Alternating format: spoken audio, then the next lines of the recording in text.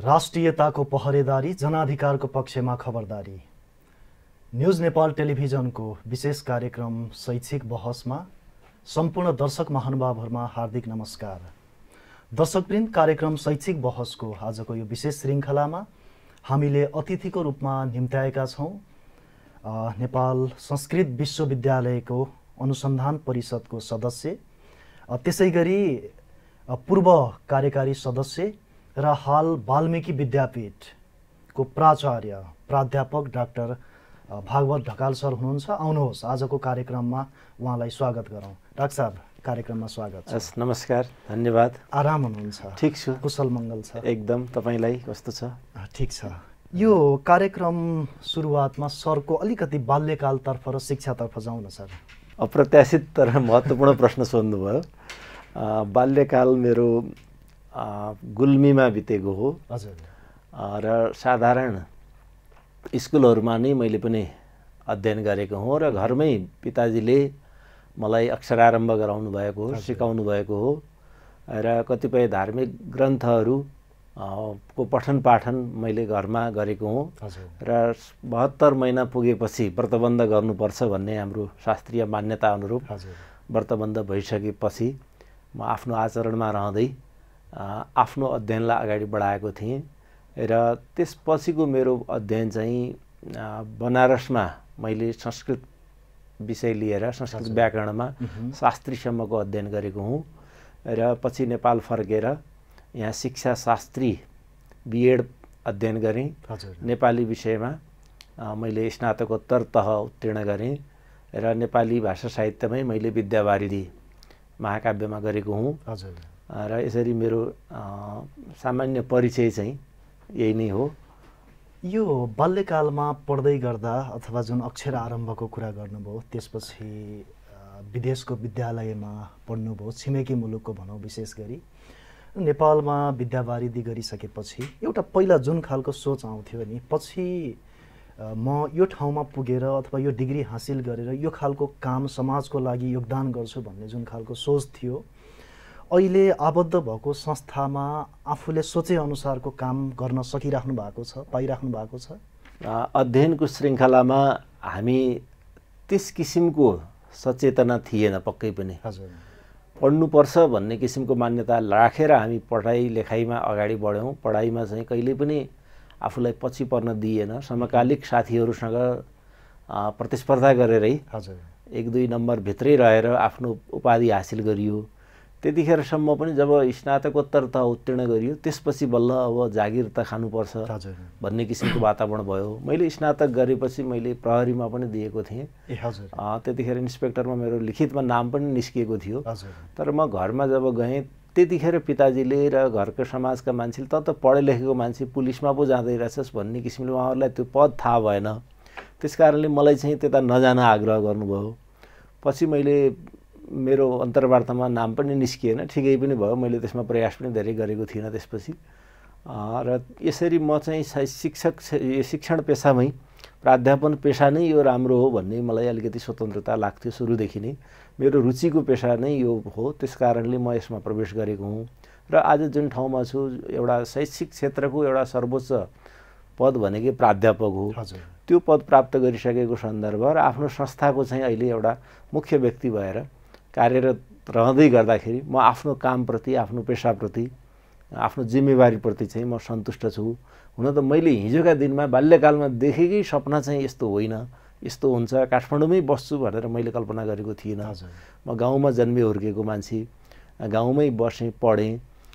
तर पनि मलाई म स्नातक पढ्दै गर्दाखेरि एकजना ज्योतिषीले, मलाई ज्योतिषमा पनि विश्वास छ, उहाँले के भन्नुभएको थियो भने तेरो 32 वर्षमा चाहिँ काठमाडौँमा घर हुन्छ भनेर भन्नुभएको थियो। जतिखेर कि म काठमाडौँ प्रवेशै गरेका थिइनँ, पहिलो आएकै थिएन। त्यो अवस्थामा हुन पनि संयोग चाहिँ पछि अध्ययन यहाँ गरियो र यहीँ जागिरका श्रृङ्खलाहरू सुरु भए।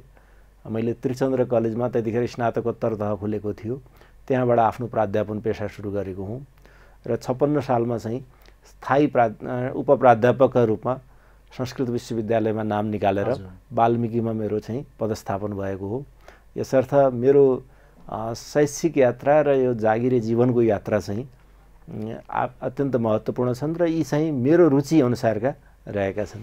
एउटा युवा जोस जाँगरको उमेरमा प्रहरी सेवामा प्रवेश गर्न खोजेको व्यक्ति अहिले एउटा विश्वविद्यालयको प्राध्यापन पेसामा प्राध्यापकको रूपमा प्रस्तुत भइरहँदाखेरि कस्तो खालको सेवा प्रवाह गर्न सके जस्तो लाग्छ अथवा कति सन्तुष्ट हुनुहुन्छ यसबाट? वास्तवमा प्रहरी प्रशासनतर्फ मेरो रुचिको क्षेत्र थिएन। म त्यतिखेर छात्रावास बस्थेँ। छात्रावासमा बस्ने साथीहरूले तैँले पनि दे, तेरो नाम निस्किन्छ, त चल पढाइमा राम्रो छस्, तैँले दे भनेको हिसाबले चाहिँ मैले दिएँ। फर्म भरेँ। फर्म भरिसकेपछि अब्स्टिकलहरू, त्यसका प्रारम्भिक स्वास्थ्य परीक्षणका कुराहरू, अब्स्टिकलहरू, लिखित जाँचहरू, यी यावत कुराहरूमा म सफल हुँदै गएँ। त्यो पाटो छँदै थियो। हामी 1300-1400 जना थियौँ। पछि 450 जना चाहिँ लिखितमा दिनेमा आइपुगेका थियौँ। त्यसमध्ये पनि 150 जति कतिजनाको नाम निस्केको थियो, 100 जना चाहिँ राखिएको थियो। त्यो चरणसम्म चाहिँ एउटा श्रृङ्खला थियो। त्यतिखेर चाहिँ त्यो साथीहरूको इच्छा अनुसार, मेरो व्यक्तिगत रुचि पनि थिएन। एउटा कुरा चाहिँ मलाई त्यतिखेर परीक्षा दिन केन्द्रीय कार्यालय यो महाराजगञ्जमा तालिम केन्द्र भन्छ क्यारे अहिले, त्यहाँ राखिएको थियो। मलाई चाहिँ त्यतिखेरको आफूलाई लागेको चाहिँ त्यहाँ एउटा इन्सपेक्टरले पनि अब त्यहाँ पदका हिसाबले डिएसपी एसपीहरू हुँदो रहेछ। टोयलेट हिँडेको बखत पनि उहाँहरूले सल्युट मार्नुपर्ने कि थप यस्तो गर्नुपर्ने। मलाई त्यो देखेर चाहिँ ओहो यो पेसा मेरो लागि उपयुक्त होइन, म चाहिँ फरक पृष्ठभूमिको मान्छे हुँ भन्ने मलाई चाहिँ त्यतिखेर त्यस्तो लागेको थियो। किनभने त्यहाँ त इन्सपेक्टरहरू त एकदम सामान्य अवस्था। मैले जुन पदका लागि आवेदन गरेको थिएँ, मलाई त्यतिखेर त्यस्तो जागिरको यस्तो समस्या हुन्छ अथवा भोलिका दिनमा केही अप्ठ्यारो पर्छ भन्ने पनि आफूलाई लागेको थिएन। आफ्नो योग्यतामा, आफ्नो विषयवस्तुमा म दक्ष थिएँ। त्यस कारणले त्यतिखेर चाहिँ मलाई त्यो पेसामा प्रवेश नगरेकोमा अथवा त्यतातिर नलागेकोमा कुनै गुनासो पनि छैन। ठिकै भयो, राम्रै भयो। किनभने हामी घर परिवार अथवा पिताजीको एउटा निर्देशलाई मान्ने अनुशासनमा रहेको परिवारको नाताले पनि पिताजीको इच्छा थिएन पुलिसमा जाओस् भन्ने। त्यो कारणले मैले त्यसपछि चाहिँ एक किसिमले आफूलाई अलगै गर्न चाहेको थिएँ। डाक्टर साहब, यहाँ निकै लामो समयदेखि पूर्वीय दर्शन संस्कृतिलाई नजिकैबाट निहाल्नु भएको छ, त्यसमा अध्यापन गराउनु भएको छ, अध्ययन गर्नुभएको छ। यो आम दर्शकहरूले सहजसँग बुझ्ने गरी यो भौतिक उपलब्धि र यो आध्यात्मिक उन्नयनका कुरा गर्छौँ नि, यो बिचमा कस्तो खालको सम्बन्ध छ, के हो यो? वास्तवमा यी विपरीत ध्रुव हुन्। बालकृष्ण समले ज्ञान मर्दछ हाँसेर रोई विज्ञान मर्दछ भनेर भन्नुभएको छ। त्यही दर्शन, आखिर त्यो कुरा पनि यसभित्र पर्छ। हामी आफूले आफूलाई चिन्नु, म को हुँ, किन जन्मेँ, मेरो जन्मको सार्थकता के हो, समाजमा मेरो उपादेयता के हो, मेरो शिक्षाको पृष्ठभूमि के हो। व्यक्तिले व्यक्तिलाई जहिले चिन्न सक्यौँ भने त्यो चाहिँ शिक्षा हो, अध्यात्म हो, ज्ञान हो। तर व्यक्तिले वस्तुलाई चिनायो, समाजलाई चिनायो, बाहिरी आवरणलाई चिनायो, रूपरङलाई चिनायो भने त्यो भौतिकता हो, होइन? विज्ञानले चाहिँ बाहिरी देखिने वस्तुको अध्ययन चाहिँ व्यापक रूपमा गर्छ। तर तपाईँको खोजी जुनसुकै ठुलो वैज्ञानिक भए पनि उहाँको अन्तस्करणमा चाहिँ शान्ति चाहिएको छ, सुख चाहिएको छ, आनन्द चाहिएको छ। त्यो आनन्द, त्यो सुख, त्यो एउटा एषणाको सन्तुष्टि चाहिँ जतिखेर आफूलाई चिनिन्छ, आफ्नो परम्परालाई चिनिन्छ, आफ्नो कुललाई चिनिन्छ, आफ्नो जन्म केका लागि भएको हो त्यो कुरा बुझ्न सकिन्छ। त्यो कुरा चाहिँ हाम्रा दर्शनहरूले बुझाउँछन्, होइन? तत्त्वमसि भनिएको छ, अहम ब्रह्मास्मि भनिएको छ। वेदले चाहिँ यस किसिमको प्रज्ञानम ब्रह्म भनेको छ, होइन? यी 4 वेदका यी सार हुन्, निचोड हुन्। यिनले चाहिँ आफूलाई चिन, त्यसपछि बल्ल तिमी समाजको पक्षमा लाग्न सक्छौ, समाजलाई चिनाउन सक्छौ। जसले आफूले आफूलाई चिनेन, आफ्नो जन्मको सार्थकता बुझेन, आफ्नो जीवनको लक्ष्य, कर्म, गन्तव्य बुझ्न सकेन, उसले अर्कालाई बुझाउन सक्दैन, सुख दिन सक्दैन। यो भौतिक सुविधा एकैछिनका लागि सुविधाजनक कुराहरू हुन्। भौतिकवाद भनेको, अध्यात्म चाहिँ यो जीवन र परजीवन, हामीले चाहिँ मृत्युपछि पनि आत्मा मर्दैन भन्ने कुरामा सबै सहमत छौँ। त्यो आत्माको शान्ति, सुखका लागि पनि हाम्रा दर्शनहरू चाहिँ उपयोगी छन्। तर भौतिक पक्षले चाहिँ त्यो कुरा यावत जीवेत सुखम जीवेत ऋणम कृत्वा घृतम पिबेतको शैली चारवाकको दर्शनसँग सम्बद्ध राख्छ। जतिन्जेल बाँच्छौ सुखले भोगविलासले बाँच भन्छ। त्यो पाटो चाहिँ भौतिकवादसँग जोडिएको छ। तर हाम्रो दर्शनले चाहिँ व्यक्तिलाई व्यक्ति बनाउने उद्देश्य राखेको छ। तर 21औं शताब्दीको अहिलेको यो विज्ञान प्रविधिको यो स्वर्णिम युग पनि भन्छन् मान्छेहरूलाई आध्यात्मिक पाटोको बारेमा त्यति धेरै चासो छैन। छोटो समयको लागि अथवा तत्कालको लागि तत्क्षणको लागि चाहिँ एउटा जुन भौतिक सुख सुविधा त्यो पायो भने यो नै खुसी हो भन्छन् कि मान्छेहरू भ्रममा छन् अथवा के हो वास्तविकता? विज्ञानले प्रगति गर्नु हुँदैन, यो बाटो त यो पनि सहज छ, ठिक छ। विज्ञानले गरेका प्रगतिलाई हामीले आत्मसात गर्दै जाने हो हैन। यो बाटो भनेको यी साधन हुन्, साध्य चाहिँ हाम्रो फरक छ हैन। कारण र कार्य, साधन र साध्य भने जस्तै साध्य चाहिँ हाम्रो आत्मसन्तुष्टि, आत्मालाई चिन्ने, आफूभित्रको ईश्वर तत्त्वलाई चिन्ने, आफूभित्रको एउटा मानवलाई मानवका रूपमा चिन्ने चिनाउने पाटो चाहिँ आत्मतत्त्व हो हैन। राम पनि म भित्र छ, रावण पनि म भित्र छ हैन। रामलाई जगाउने कि रावण तत्त्वलाई जगाउने त्यो पाटो चाहिँ एउटा अध्यात्मको क्षेत्र हो। तर त्यसमा पुग्ने माध्यम बाटो हैन। अब शिव महिम्न स्तोत्रमा पुष्पदन्त भन्ने विद्वानले लेख्नु भएको छ, रुचि नाम वैचित्र्यात् रिजुकुटिल नाना पथजुसाम निर्णामेको गम्यस्तमसी पयसा मर्ण भइव। भनाइको तात्पर्य के हो भन्दा ईश्वर एउटै छ, हामी पुग्ने बाटा फरक छन्। त्यस्तै भौतिकतालाई हामीले लिनै हुन्न भन्ने होइन। हामीले यसरी कुर्सीमा बसेका छौँ आरामसँग हैन, यो प्रविधिको प्रयोग गरिरहेका छौँ, यो ठिक छ। युगानुकूल यी आवश्यकताहरू हामीले उपभोग गर्दै जानुपर्छ। तर यी चाहिँ भनेका साधन हुन् केही क्षणका लागि, यी माध्यम हुन् हाम्रो जीवन यापनका लागि। तर हाम्रो जीवन जुन यति सुन्दर जीवन प्राप्त गरेका छौँ, यसको लक्ष्य, यसको साध्य चाहिँ आफूलाई चिन्नु, आफूभित्रको ईश्वर तत्त्वलाई चिन्नु, हाम्रा ज्ञान, हाम्रो अध्यात्म, हाम्रो सुखलाई चिन्नु। भौतिक वस्तुहरू घरमा जतिसुकै हुन्, तर यदि त्यहाँ बस्ने मान्छेमा आत्मीयता छैन, प्रेम छैन, सद्भाव छैन, स्नेह छैन, संस्कार र संस्कृति छैन भने त्यो घर भौतिकताले मात्रै सुखी सम्पन्न हुन सक्दैन। यो भौतिक उपलब्धि, आध्यात्मिक उन्नयन भनौँ, हजुर, एउटा सुसंस्कृत, सभ्य अथवा नैतिकवान, आदर्शवान व्यक्ति निर्माणको लागि कस्तो खालको शिक्षाको आवश्यकता पर्दछ? प्रविधि विश्व जता बगेको छ त्यो प्रविधि चाहिँ त हामीले जान्नु पर्यो। तर हाम्रो मूल पहिचानलाई समेत यसले सम्बोधन गर्ने शिक्षा आवश्यक छ। किन भन्दाखेरि हाम्रो आवश्यकता के हो, हाम्रो परम्परा के हो, हाम्रो कुल कुलायनहरू, हाम्रा कुटुम्बहरू, हाम्रो संस्कृति, हाम्रा संस्कारहरू, हाम्रा सभ्यताहरू, हामीले मानिआएका परम्परा रीतिरिवाज, यिनमा पनि यथेष्ट वैज्ञानिकता छ हैन। हामीले शुद्ध मन्त्र उच्चारण गरेर केही कुरा प्रत्येक वर्णमा, प्रत्येक अक्षरमा चाहिँ मन्त्र छ, प्रत्येक वनस्पतिमा चाहिँ औषधीय गुण छ हैन। प्रत्येक व्यक्तिमा एउटा क्षमता हुन्छ, लिएर जन्मिएको हुन्छ, मात्र आवश्यकता चाहिँ तिनको संयोजनकारी शक्तिको आवश्यकता हो। त्यस्तै यदि हामीले चाहिँ त्यो विज्ञानलाई, त्यो भौतिकवादलाई अथवा त्यो समाजका यी आधुनिक सुख सम्पत्तिलाई पनि आत्मसात गर्दै जीवनलाई एउटा आफ्नो परम्परा, आफ्नो इतिहास, आफ्नो एउटा संस्कार सभ्यतालाई सम्बोधन गर्ने जुन शिक्षा, त्यस किसिमको आफ्नो पहिचानलाई बोकेको शिक्षा हामीले आत्मसात गर्न सक्यौँ भने हामी चाहिँ परिचित हुन्छौँ। हामीले अर्काको अनुकरण गरेर, अर्काको अन्धानुकरण गरेर त्यो कुरा हामीले सिक्न सक्दैनौँ। उनीहरूले आफ्नो संस्कार, आफ्नो संस्कृति, आफ्नो शिक्षा मार्फत प्रकट गरिरहेका हुन्छन्। हाम्रो स्थानीय आवश्यकता के हो, हाम्रो जनताको रुचि के हो, जनतालाई कहाँ पुर्याउने हो।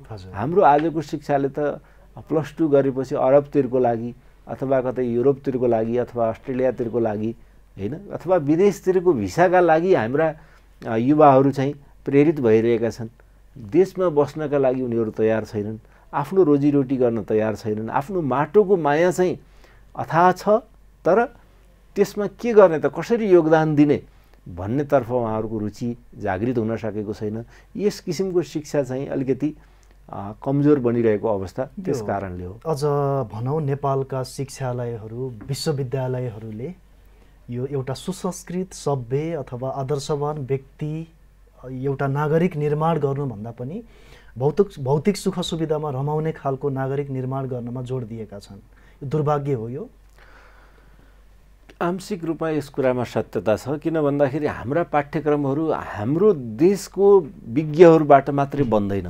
त्यसका लागि हाम्रो लगानी नै विश्व ब्याङ्कले लगानी गरेको छ, अथवा फिनिस सरकारले गरेको होला, कहाँबाट लगानी छ, त्यहाँको लगानीकर्ताले चाहिँ आफ्नो इन्ट्रेस्ट अनुसारको उसले प्रयोग गरिरहेको अवस्था छ होइन। एउटा पाठ्यक्रम केन्द्रमा मलाई एकचोटि विज्ञको रूपमा बोलाइएको थियो, कहिलेकाहीँ अरू बेलामा जान्छु, तर त्यहाँ विज्ञको रूपमा चाहिँ त्यतिखेर फिनल्यान्डबाट आउनुभएको व्यक्ति हुनुहुन्न रहेछ। उहाँको निर्देशअनुसार हामीले चाहिँ पाठ्यक्रमको ढाँचा तर्जुमा गर्नुपर्ने होइन। हामी आफ्नो सभ्यता, आफ्नो संस्कृति, आफ्नो माटो, आफ्नो आवश्यकताको सम्बोधन भन्दा पनि दाताको रुचि के छ, दाताले कुन किसिमको पाठ्यक्रम बनाउन चाहेको छ, हल्का फुल्का राष्ट्रप्रेम। हिजो हामीले पढ्दाखेरि कमसेकम 50 पूर्णाङ्कको भए पनि नेपाल परिचय भन्ने एउटा पुस्तक पढ्नु पर्थ्यो। त्यसमा चाहिँ नेपाली भाषा के हो, सभ्यता के हो, संस्कृति के हो, परम्परा के हो, इतिहास कस्तो छ, यसको परिचय दिएको, नेपालको भौगोलिक परिचय, सांस्कृतिक परिचय, सामाजिक परिचय दिएको थियो। आजको बच्चाहरूलाई चाहिँ त्यस किसिमको छैन। दुईटा, एउटा विदेशी जीवनी राखिदिएको छ, एउटा स्वदेशी जीवनी बनाएको छ, एउटा चाहिँ कुनै त्यस किसिमको विधा। आजको उत्पादनबाट चाहिँ देशप्रति मैले केही गर्नुपर्छ, यही माटोमा केही गर्ने ठाउँ छ भन्ने भावनाहरूमा चाहिँ क्रमशः उसलाई चाहिँ कमजोर बनाइएको छ र व्यक्तिलाई चाहिँ भौतिकतातर्फ उन्मुख गर्दै लगेर सुख सुविधा चाहिँ विदेशमा छ, सुख सुविधाका लागि चाहिँ नेपाल छोड्नुपर्छ, नेपालमा बसेर चाहिँ आनन्दको जीवन व्यतीत गर्न गाह्रो छ भन्ने किसिमको शैलीमा आजको शिक्षा अगाडि बढेको छ, जसले गर्दाखेरि व्यक्तिलाई आफूले आफूलाई चिन्दैन, आफूभित्रको क्षमतालाई चिन्दैन, जसले गर्दा ऊ चाहिँ एउटा सर्टिफिकेट त प्राप्त गर्छ तर वास्तविक ज्ञानको अभावले गर्दा ऊ चाहिँ भड्किएको अवस्था छ। रोजगारी पाउला, केही प्राविधिक विषय पढेको छ तर सन्तुष्टि प्राप्त गर्न सक्दैन, धन कमाउला तर आत्मसन्तुष्टि चाहिँ उसले प्राप्त गर्न सकेको छैन, उसमा छटपटी छ, यहाँभन्दा बढी कहाँ पाइन्छ भन्ने त्यस किसिमको यात्रा आजको शिक्षामा देखिएको छ। अहिले अधिकांश व्यक्तिहरू शिक्षित छन् अथवा भनौँ विभिन्न विश्वविद्यालयका स्नातक अथवा स्नातकोत्तरका प्रमाणपत्र हरेक नागरिकहरूसँग, विद्यार्थीहरूसँग, व्यक्तिहरूसँग, अधिकांशसँग छ। यो विश्वविद्यालयको एउटा जुन उद्देश्य सर्टिफिकेट भिडाउनै हुनुपर्ने हो अथवा चाहिँ एउटा संस्कृत व्यक्ति, सुसंस्कृत व्यक्ति निर्माण हुनुपर्ने, या आफै विश्वविद्यालयमा होइन? विश्वविद्यालयमा छु, मेरो पनि त्यसमा आंशिक योगदान, दायित्व, त्यसको जिम्मेवारी मैले पनि लिनुपर्छ। केही राम्रो उत्पादन छ भने पनि, नराम्रो छ भने पनि त्यसको एउटा स्टेक होल्डरको नाताले मेरो पनि त्यसमा भूमिका रहन्छ। तर यहाँले जुन एउटा असाध्यै जटिल तर महत्त्वपूर्ण कुरा उठाउनु भएको छ कि पढे लेखेको मान्छेको भन्छौँ हामी, अथवा म नै भनौँ, अर्कालाई किन भन्नु, मसँग सर्टिफिकेटहरू प्रशस्तै होलान् तर ममा त्यस किसिमको योग्यता, क्षमता नहुन सक्छ। त्यस किसिमको उत्पादनले चाहिँ युवाहरूलाई कतातिर लगिरहेको छ। वास्तवमा कैयन युवाहरू असाध्यै होनहार, क्षमतावान, मेहनती पनि हुनुहुन्छ। यसको अर्थ हाम्रो पाठ्यक्रमै काम नलाग्ने, हामी नै काम नलाग्ने भन्ने पनि होइन, तर कता कता चाहिँ देशको आवश्यकतालाई सम्बोधन गर्न, देशको विकास निर्माणमा सहयोगी बन्न, टेवा बन्न, अथवा यहाँको रोजगारीसँग समन्वय गर्न नसक्ने किसिमका सर्टिफिकेटहरू नै हामीले बढी बाँडेका छौँ। हुन त फेरि यसमा मेरो अलिकति फरक धारणा छ। म संस्कृत विश्वविद्यालयको एउटा प्राध्यापक भएको नाताले र मेरो क्षेत्रमा चाहिँ संस्कृत पढेको व्यक्तिहरू चाहिँ बेरोजगार हुनुहुन्न होइन। संस्कृत शिक्षाले चाहिँ कुनै न कुनै रूपमा काम दिइरहेको छ। एउटा सामान्य भनौँ न, व्यक्तिले कर्मकाण्ड गर्नु पर्यो भने पनि संस्कृत पढेकै मान्छे खोज्छ। जन्मदेखि मृत्युसम्मका संस्कारहरू संस्कृतसँग जोडिएका छन्। त्यसै गरी अरू ज्योतिष विद्या पढेको छ भने उसले ज्योतिषका माध्यमबाट राष्ट्रिय अन्तर्राष्ट्रिय तहमा उसले आय आर्जन गरिरहेको छ नेपालमै बसेर पनि। अथवा इतिहास पुराण पढेको छ भने इतिहास पुराणका कथा प्रवचनहरू गरेर धर्मशास्त्रका माध्यमबाट होइन। योग तथा प्राकृतिक चिकित्सा छ भने त्यो माध्यमबाट। यो क्षेत्र हामीले चाहिँ बरु तुलनात्मक रूपमा चाहिँ हाम्रो उत्पादन चाहिँ स्वदेशमै बिकेको छ, रोजगारीमूलक छ, बेरोजगार छैनन्, सुख दुःख आफ्नै देशमा चाहिँ उनीहरूको जीविकोपार्जन चलेको अवस्था छ। तर विश्वविद्यालयका कैयन समग्र देशमा त अहिले 13-14वटा विश्वविद्यालय भइसकेको अवस्था छ।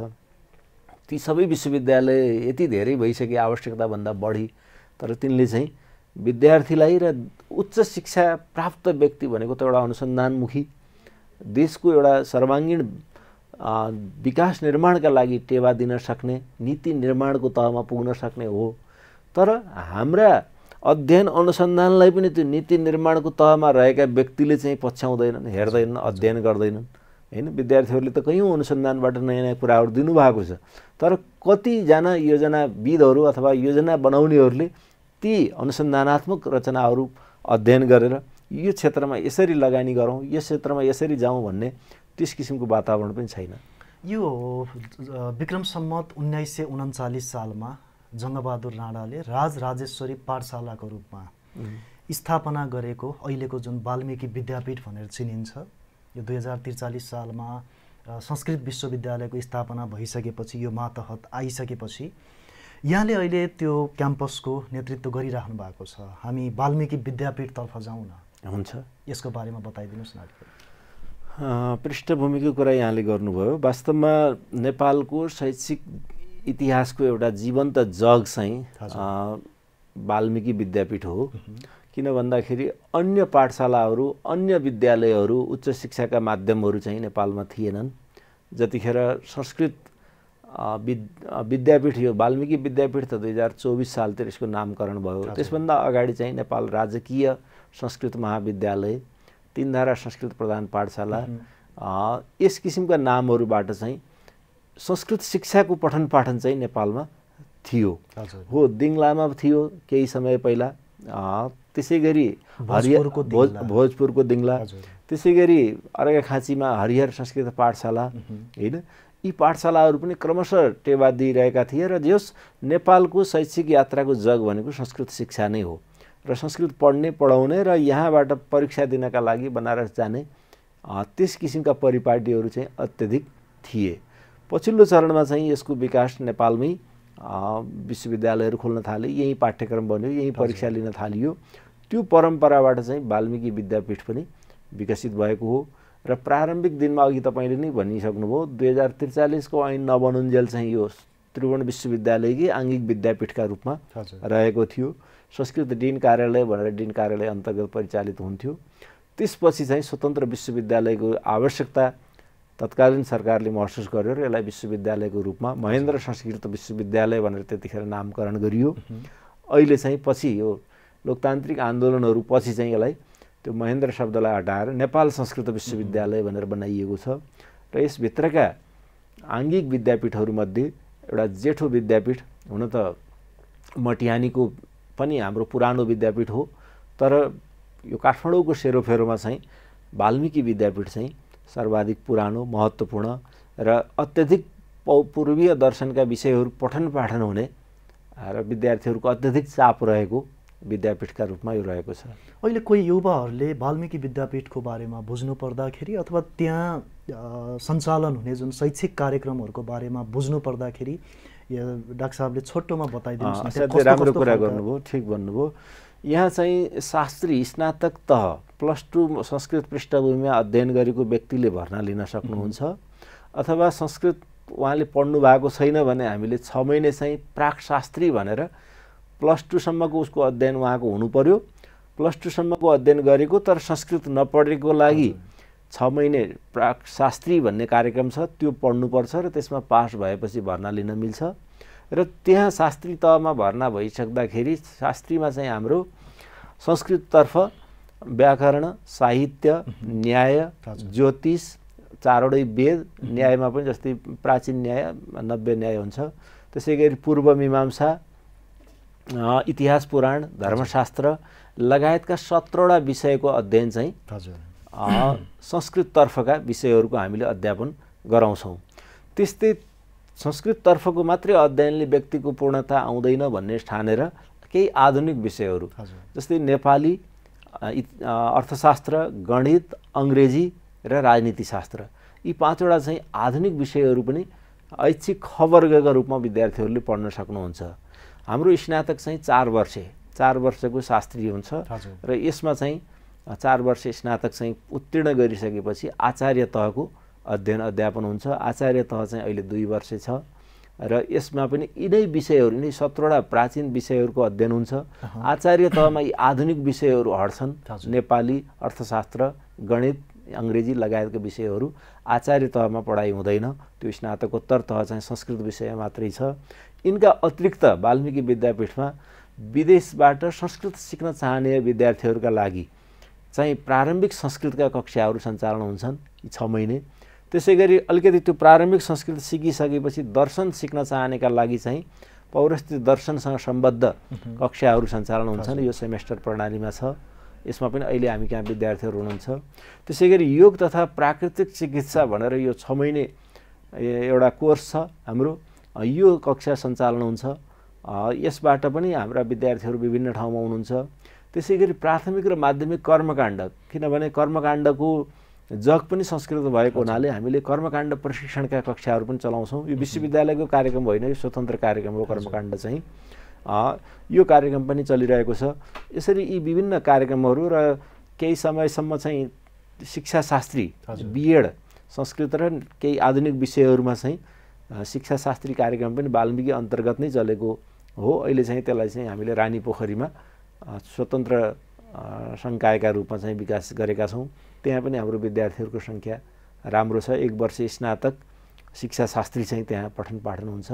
यी विविध विषयहरूको पठन पाठन वाल्मीकि विद्यापीठले गराउँदै आएको छ। डाक्टर साहब, नेपालको सबैभन्दा पुरानो विश्वविद्यालय त्रिभुवन विश्वविद्यालय हो। अहिले झन्डै 14-15वटा विश्वविद्यालयहरू नेपालमा छन्।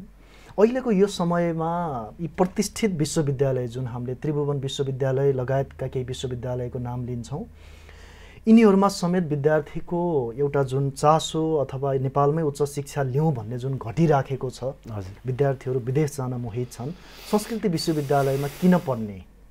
वास्तवमा नेपालमा शिक्षाको अथवा विश्वविद्यालयको इतिहास हेर्दा त्रिभुवन विश्वविद्यालय नै हो। 2016 सालमा त्यतिखेर सञ्चालन भयो र संस्कृत शिक्षालाई पनि यसले सँगसँगै लिएर आएको हो र देशका कुना कुनामा यो फैलिएको छ। त्यसकारणले त्रिभुवन विश्वविद्यालयको आफ्नै गरिमा महिमा छ, त्यो पाटो छँदैछ। यति हुँदाहुँदै पनि संस्कृत किन पढ्ने, संस्कृत विश्वविद्यालयमा किन आउने भन्ने सन्दर्भ जुन यहाँको छ, यो असाध्यै महत्त्वपूर्ण कुरा हो। संस्कृत विश्वविद्यालय पृथक परिवेशका लागि खोलिएको हो, यो आधुनिक शिक्षाका लागि होइन। सम्पूर्ण ज्ञानको स्रोत, चाहे त्यो कपिल ऋषिले चाहिँ नै यदि न्युटनको हामीले माथिबाट स्याउ चाहिँ पृथ्वीमै किन खस्यो भन्ने कुराको प्रसङ्ग जोड्छौँ भने त्यो कुरा चाहिँ कपिल ऋषिले नै त्यतिखेर व्यक्त गरेका थिए। तर हाम्रा ऋषि महर्षिहरूले अथवा अहिलेका यी गणितका बीज गणितहरू अथवा ती सूत्रहरू रामानुजाचार्यले आफ्नो उसमा प्रस्तुत गरिसक्नु भएको थियो। यी सबै कुराहरू हाम्रो पौरस्त्य दर्शनमै भएका कुराहरू हुन्। ती कुराहरूलाई चाहिँ हामीले सेकेन्डरी स्रोतबाट अङ्ग्रेजी भाषा अथवा विभिन्न भाषा हुँदै ग्रहण गऱ्यौँ र त्यसलाई चाहिँ हामीले आधुनिक ठान्यौँ।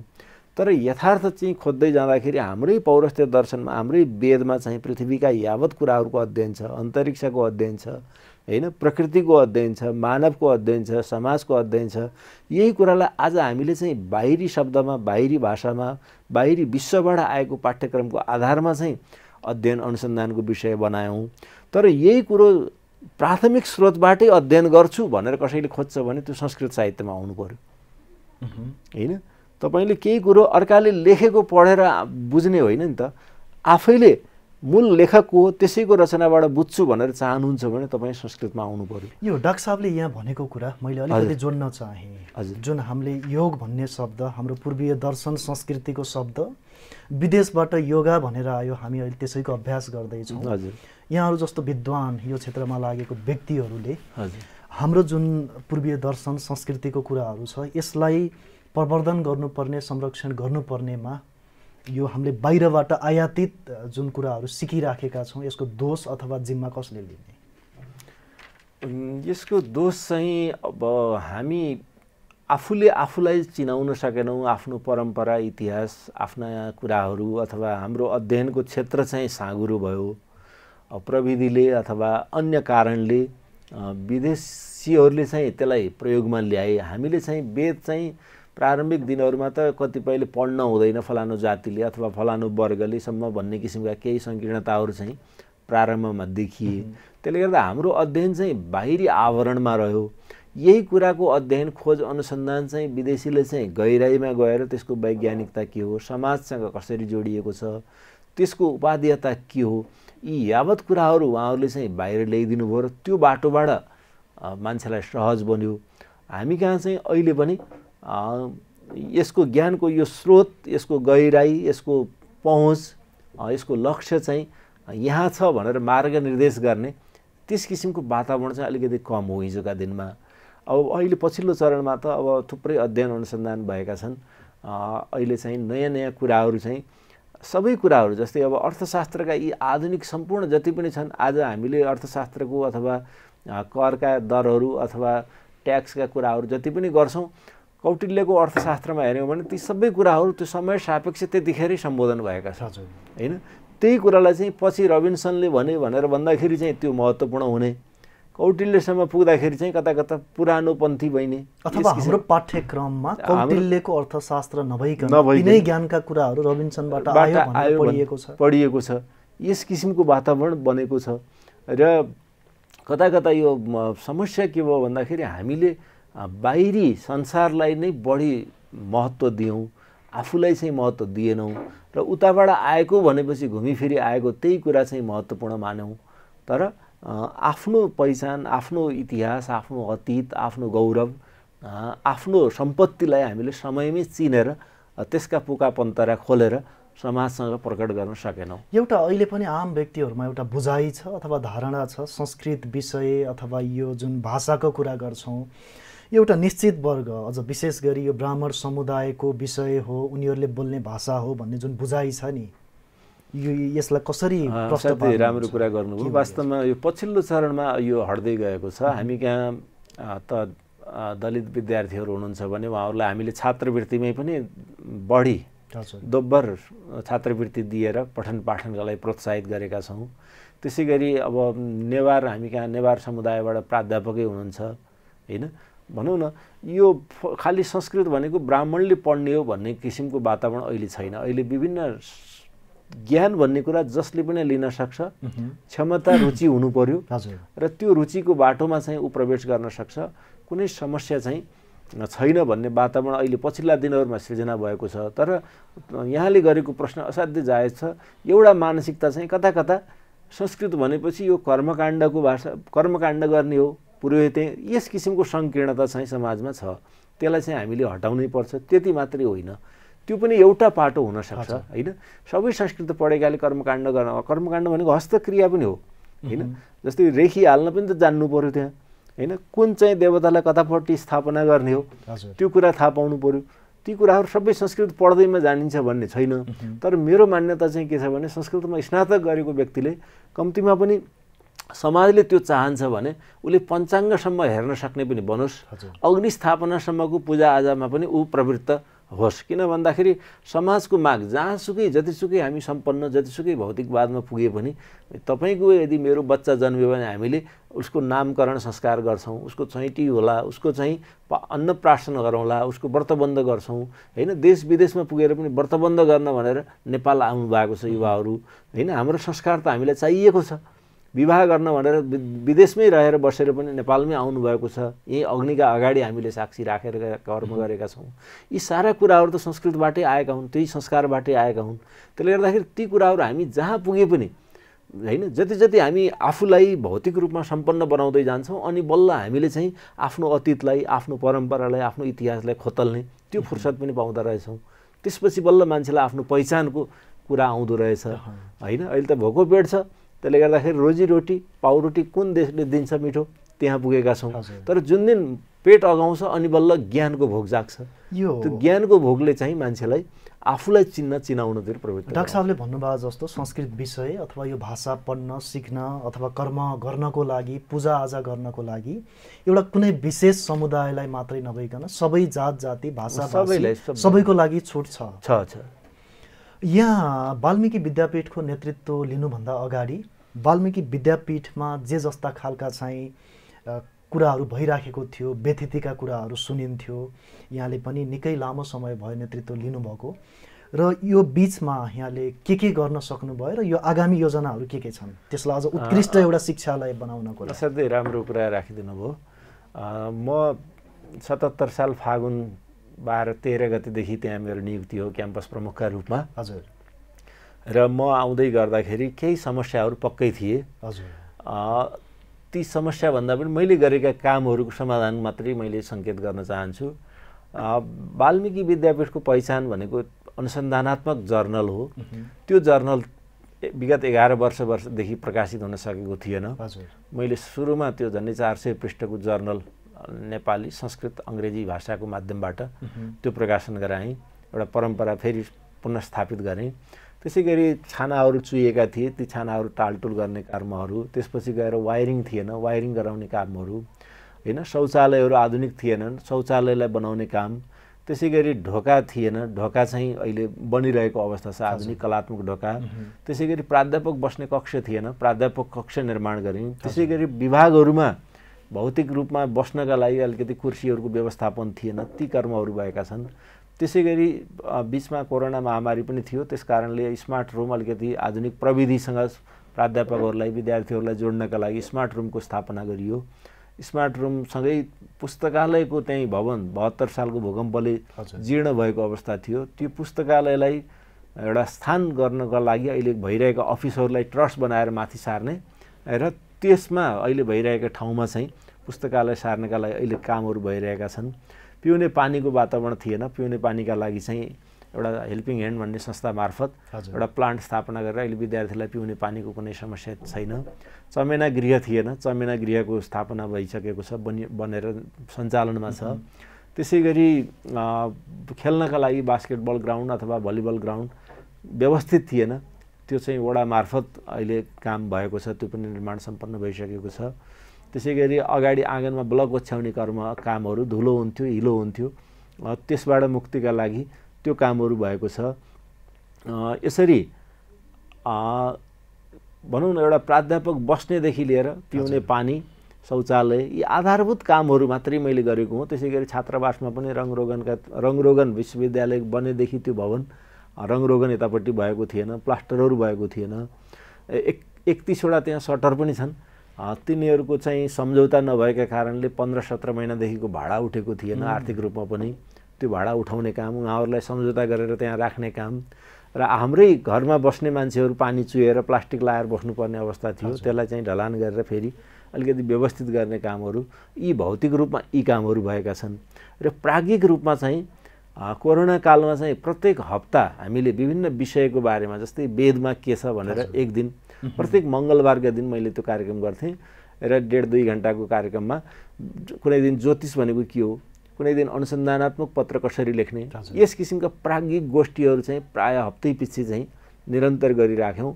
र पछिल्लो दिनमा पनि अहिले केन्द्रीय संस्कृत विश्वविद्यालय दिल्लीबाट, त्यसै गरी उज्जैनको विश्वविद्यालयबाट विभिन्न भिसीहरू, त्यहाँका संस्कृत बनारसकोबाट हरि अधिकारी डाक्टर, त्यहाँको संस्कृत विभागको डिन लगायतका व्यक्तिहरूलाई बोलाउने र अन्तर्क्रिया गराउने विभिन्न विषय सन्दर्भसँग प्राज्ञिक गोष्ठीहरू पनि निरन्तर भइरहेका छन्।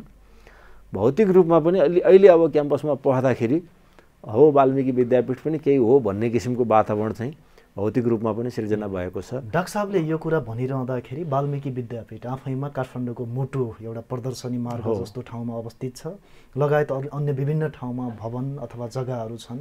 त्यहाँबाट उठ्ने जुन रकम हुन्छ निकै अनियमितता गर्छन् त्यहाँका पदाधिकारीले भनेर आरोप लगाउँछन् नि मान्छेहरूले। यो चाहिँ त यसमा सत्यता छैन। किन भन्दाखेरि अब हिजोका दिनको त म भन्दिनँ, अहिले चाहिँ हरेक काम ब्याङ्कमा बस्ने व्यक्तिले, हामीले त्यहाँ कसैले पनि पैसा बुझ्दैनौँ, होइन, भाडा चाहिँ उहाँहरूले ब्याङ्क खातामा, विश्वविद्यालयको खातामा उहाँहरूले जम्मा गर्ने हो र भाडा तिरेको त्यहाँ स्पष्ट देखिन्छ नै, नतिरेको मान्छेसँग उठाउनु प्रयासहरू हुन्छन्। त्यसले गर्दाखेरि आर्थिक किनभने त्यो पैसा फेरि विश्वविद्यालयको स्वीकृति बिना हामीले कुनै काममा प्रयोग गर्न पनि पाउँदैनौँ। केही काम गर्नु पर्यो भने पनि हामीले विश्वविद्यालयबाट स्वीकृति लिएर अहिले विश्वविद्यालयका पदाधिकारीज्यूहरूबाट पनि निकै सहयोग प्राप्त छ। उहाँहरूले चाहिँ वाल्मीकि विद्यापीठलाई अलिकति राम्रो बनाउनु त यो कार्यकालमा भनेर लाग्नु भएको छ। त्यसले गर्दाखेरि उहाँहरूको साथ सहयोगबाट पनि धेरै कामहरू भएका हुन्, होइन, उहाँहरूको उत्साह छ। र यसलाई चाहिँ हामीले आर्थिक रूपमा यहाँबाट उठेका पैसाहरू चाहिँ हामी आफै प्रयोग गर्दैनौँ। विश्वविद्यालयले निर्धारित गरेको अथवा विनियोजन गरेको बजेटमा को अधीनमा रहेर गर्ने हो। थोरै बजेट दिए पनि त्यसैबाट धेरै जस्तै अस्ति हाम्रो आन्तरिक अडिट पनि भएको थियो। अडिटकोमा आउने साथीले के भन्नु भन्दा एकजना सिनियर अडिटरले तपाईँको झन्डै 2 करोडको चाहिँ इस्टिमेट रहेछ इन्जिनियरले गरेको, एउटा आधिकारिक इन्जिनियरले गरेको इस्टिमेट, वडाको इन्जिनियरले गरेको इस्टिमेट। तर त्यो काम तपाईँहरूले 66 लाख 67 लाखमा गराउनु भएको छ। कति धेरै हैन 25% तल गराउँदाखेरि त पनि मान्य हुन्छ। तर तपाईँहरूको त 2/3 भन्दा तल छ रकम, त यस्तो कसरी गराउनु हो काम, यति धेरै काम कसरी भयो भनेर आश्चर्य मान्नु भएको छ हैन। पछिल्लो पटक एकदम पारदर्शी काम छन्। टेन्डर गर्नुपर्ने कुरामा टेन्डर गरिएको छ, ई बिडिङ प्रक्रियाबाट गरिएको छ हैन।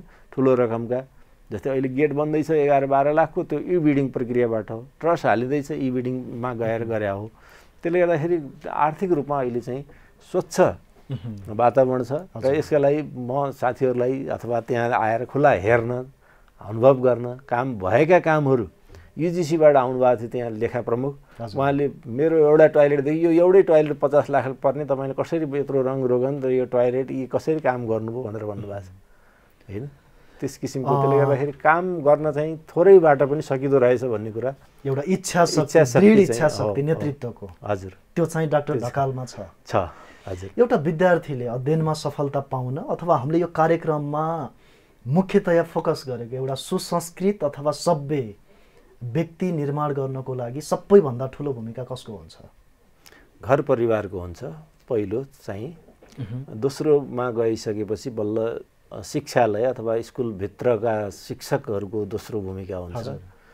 पहिलो भूमिका चाहिँ अभिभावक नै हो, किनभने अभिभावकले तपाईँलाई जस्तो संस्कार, जस्तो शिक्षा, जस्तो कुराहरू सिकाउनु भएको छ ती वंशानुगत गुण पनि हामीले लिएर आएका हुन्छौँ र केही कुराहरू जब समाजमा जान्छ, समाजसँग कसरी बोल्ने, कसरी उभिने, कसरी आफ्ना कुराहरू राख्ने, समाजका सुख दुःखमा कसरी सहभागी हुने, यी कुरा सिकाउने पनि पहिलो पाठशाला चाहिँ घर नै हो। त्यसैले घर र घरका अभिभावकहरू नै यदि हामी सचेत भयौँ भने भोलिको पुस्तालाई हामीले सच्याउन सक्छौँ हैन। र यसका लागि चाहिँ त्यसपछि भनेको अब शिक्षालयहरू हुन्, समाज हो र राज्य अथवा राष्ट्र हुन सक्छ, तर पहिलो आधार जग चाहिँ परिवार नै हो।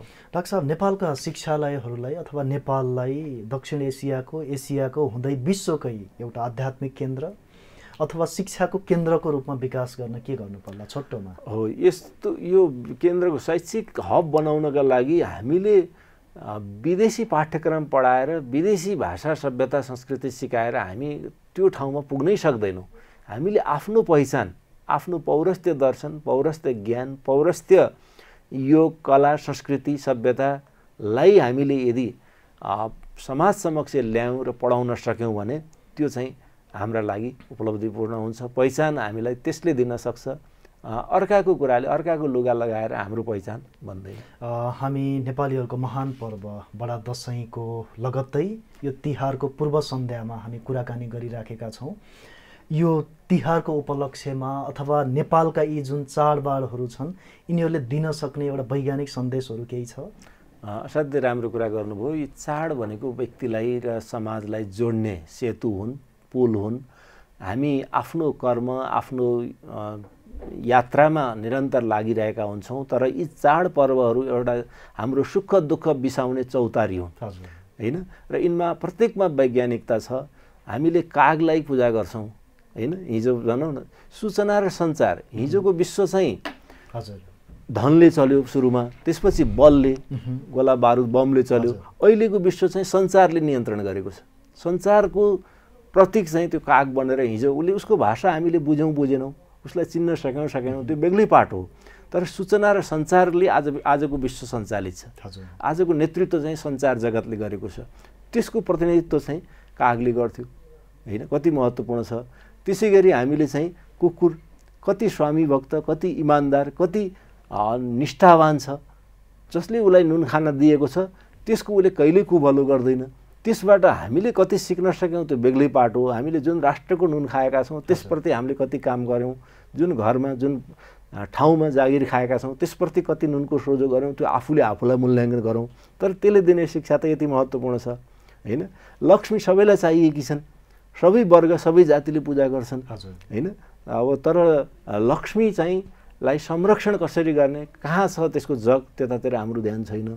त्यसै गरी गोवर्धन पर्वत अथवा गोवर्धन पूजा द्वारिकामा अथवा गोवर्धन त्यस क्षेत्रका जनतालाई इन्द्रले चाहिँ धेरै पानी पारेर दुःख दिन यातना दिन खोज्दाखेरि कृष्णले चाहिँ संरक्षण गर्नका लागि गोवर्धन पर्व उठाएर त्यो गोवर्धन पर्वत त हाम्रा पर्यावरणको स्रोत हो वैज्ञानिक रूप पानीको स्रोत पर्वत हुन् हैन अरू रुख बिरुवाहरू हाम्रो लागि चाहिने यावत कुराहरूको स्रोत पर्वत हुन् पर्वतको संरक्षण पहाडको संरक्षण जडीबुटीको संरक्षण त्यसको महत्त्व त्यतातिर छ हैन त्यसै गरी अब यता अब गाई पूजाकै सन्दर्भमा पनि गाई आजको लागि क्यान्सर रोगको समेत उपचार गोमूत्रबाट अथवा गोका माध्यमबाट हुन सक्छ गाईको दुधको शक्ति अमृतपना ती पाटाहरू छँदैछन् भातृप्रेमले चाहिँ भाइटिकाले चाहिँ समाजको एउटा सम्बन्धलाई इतिहासदेखि वर्तमानसम्मलाई परम्परालाई घर परिवार बीचको आत्मीयतालाई सम्बोधन गरेको छ र यमराज र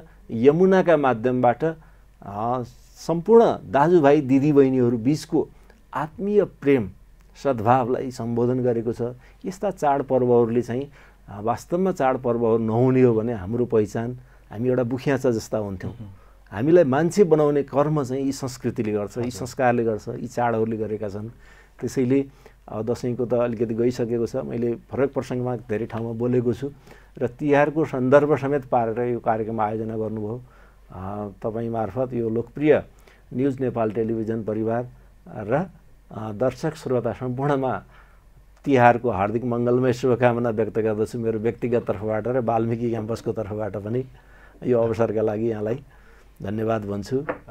डाक्टर साहबको यो महत्त्वपूर्ण समय संवाद यहाँका विचार धारणाको लागि हार्दिक धन्यवाद। धेरै धेरै धन्यवाद यो अवसरका लागि यस न्युज नेपाल टेलिभिजन परिवारलाई मेरो तर्फबाट पनि। दर्शकवृन्द, कार्यक्रम शैक्षिक बहसको आजको श्रृङ्खलाको निर्धारित समय सकिसकेको छ। आगामी श्रृङ्खलामा नयाँ विषयवस्तु र नयाँ अतिथिको साथमा हामी पुनः भेट्नेछौँ। राष्ट्रियताको पहरेदारी, जनाधिकारको पक्षमा खबरदारी। हेर्दै रहनुहोस् न्युज नेपाल टेलिभिजन। नमस्कार।